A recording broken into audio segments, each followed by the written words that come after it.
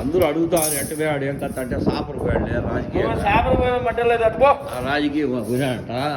రాజకీయం రాజకీయం పని మీద ఉంటే ఇంటికి పోయించినాడు ఇంటికాడ పెద్ద పని మీద పోయినాడు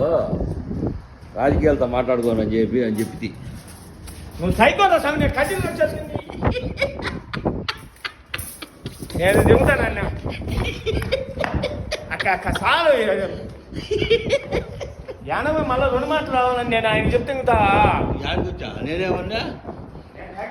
నువ్వు రాజకీయంలో దిగినాడు నువ్వు పోయట్లేం పని రాజకీయంగానే ఉండాలి కదా పద్ధతిగా పో ఏంది నేను చూడు చెప్పినట్టు చెప్తాను నేను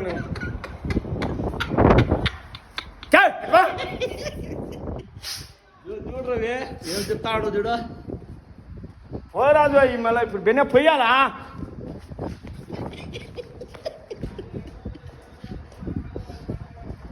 చూడు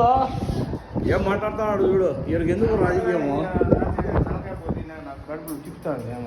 రాజకీయం ఎందుకు నీకు ఉంటా